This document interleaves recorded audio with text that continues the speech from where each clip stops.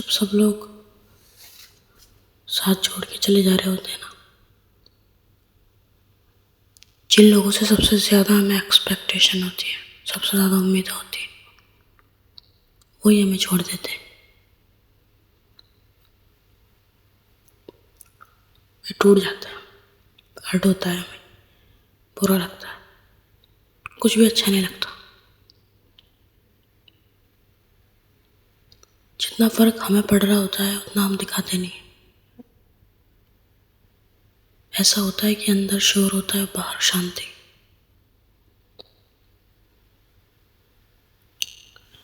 پھر ان لوگوں کو لگتا ہے کہ ہمیں تو کوئی فرق ہی نہیں پڑتا. فرق پڑتا ہے لیکن انسائیڈ، آؤٹ سائیڈ ہم دکھائی نہیں سکتے باہر کہ کیا ہو رہا ہے. دکھانا بھی الاؤ نہیں ہے. دکھائیں گے تو لوگ نیگیٹو ہوں گے، لوگ خود عاجز آ جائیں گے کہ کیا یہ بندہ ہے، کیا یہ بندی ہے.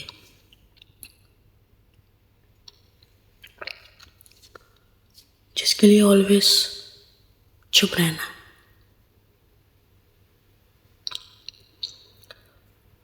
ساری دنیا کو دکھ بتانے سے بہتر ہے پھر ایک ڈیسیجن کہ اللہ کو بتاؤ، اللہ کے لیے وقت نکالو.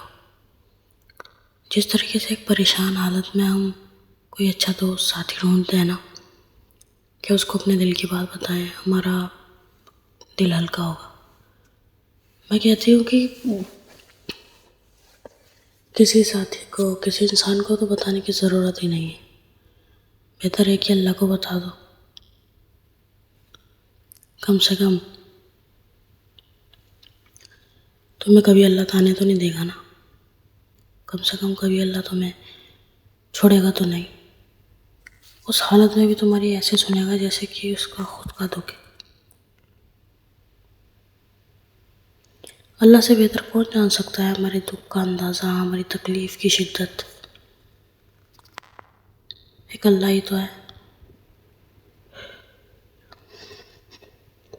جسے ہماری تکلیف، ہماری پریشانی، ہمارا درد، ہماری چبھن، ہر چیز محسوس ہوتی ہے، ہر چیز جانتا ہے. اس کو واضح کرنے کی ضرورت بھی نہیں ہوتی، کیونکہ جو ہم فیل کرتے ہیں اسے ہم سے پہلے پتہ ہوتا ہے. لوگوں کو تو ہم بتا بتا کے تھک جاتے ہیں، پر لوگ پھر بھی نہیں سمجھتے، کیونکہ لوگ فیس نہیں کرتے، لوگ اس کو جھیلتے نہیں ہیں.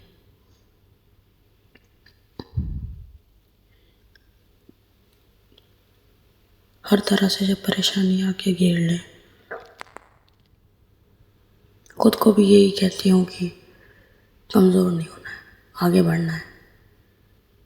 زندگی میں بہت آگے جانا ہے، اچھا کام کرنا ہے، اللہ کی راہ میں لگنا ہے.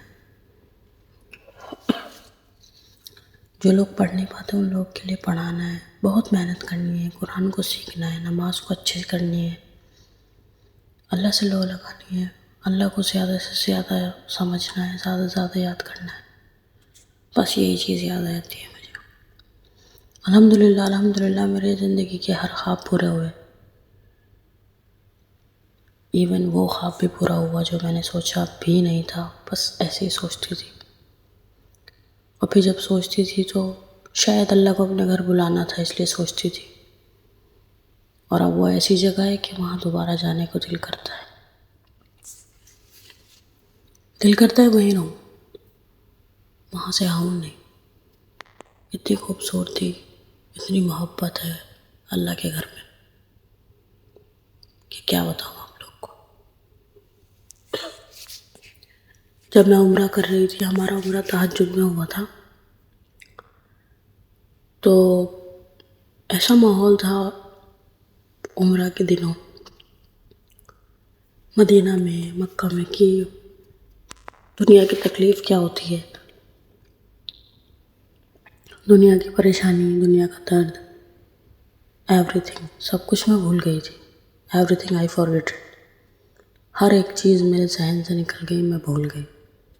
صرف مجھے یاد تھا کہ میں اپنے اللہ کے گھر ہوں، حضور صلی اللہ علیہ وسلم کے گھر ہوں، اور میں ان کے گھر ہوں، مطلب میں ہوں کیا، میری کیا اوقات ہے، کیا ہوں میں، اور مجھے یہاں بلا لیا میرے اللہ نے، میرے حضور نے.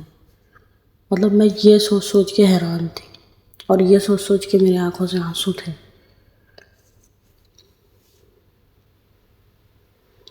لوگ کہتے تھے کہ خانہ کعبہ پہ جیسے ہی پہلی نظر جائے گی دعا جو مانگو قبول ہوتی ہے،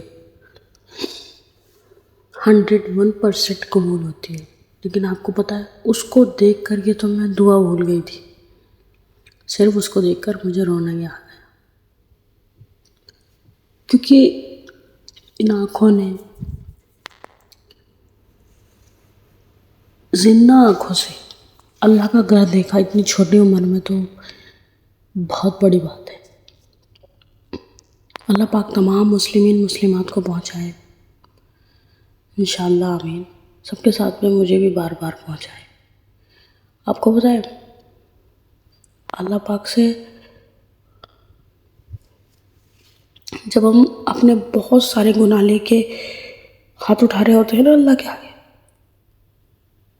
اور کہہ رہے ہوتے ہیں کہ یا اللہ معاف کر دے، غلطی ہو گئی، بہت گنہگار ہوں، بہت غلطی کرتی ہوں، معاف کر دے اللہ. تمہارے آنکھوں سے نکلا ایک قطرہ آنسو بھی بہت قیمتی ہے، کیونکہ وہ تمہارا قیامت کے دن گواہی دے گا، آخرت کے دن گواہی دے گا. یہ آنسو جو حضور صلی اللہ علیہ وسلم کی یاد میں، اللہ کی یاد میں ہماری آنکھوں سے نکلتی ہیں تو بہت قیمتی ہیں. اور میں سوچتی ہوں کہ یہ آنسو بنے اس لیے کہ انہیں انہی دو کے لیے نکالے جائیں، لوگوں کے لیے نہیں. لوگ تو آج تمہارے ہیں، کل تمہیں چھوڑ دیں گے. دیکھو نا، ابھی ہم مر جائیں، ابھی ہم فوت ہو جائیں اور ہمارے اپنے ہمیں دفنا کے آ جائیں، 2 دن 3 دن ہفتہ مہینہ یاد رکھتے ہیں، اس کے بعد سب بھول جاتے ہیں. اس کے بعد ایسے ہماری نشانیاں گھروں سے بھی غائب ہو جاتی ہیں جیسے ہم دنیا میں کبھی تھے ہی نہیں. تو کیا کرنا ہے؟ ہر کام کو کرتے ہوئے اگر یہ سوچتے رہو کہ ہاں اللہ کے لیے کر رہی ہوں، اللہ کے لیے کر رہا ہوں. میں کوئی بھی کام کرتی ہوں بس یہ کہتی ہوں اللہ دیکھ تیرے لیے کر رہی ہوں تو مجھے اس کا اچھا انعام دے گا، اچھی سزا دے گا. یہی سوچ کر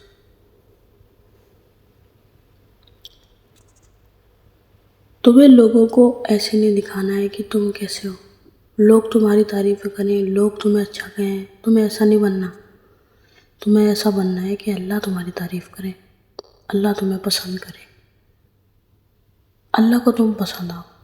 لوگوں کی پسند تو ہر دن بدلتی ہے، آج فیشن والے کو پسند کریں گے تو کل اللہ والے کو.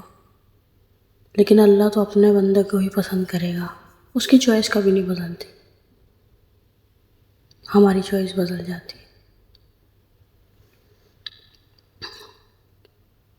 ہمیشہ کوئی بھی کام کرو بس یہ سوچو کہ ہم اگر ایک کمرے میں ایک جگہ کیمرہ ہوتا ہے تو ہم یہ سوچتے ہیں کہ کچھ غلط نہ ہو ہم سے، کوئی چوری نہ ہو، کچھ غلط نہ کریں ہم کیونکہ کیمرہ لگا ہے.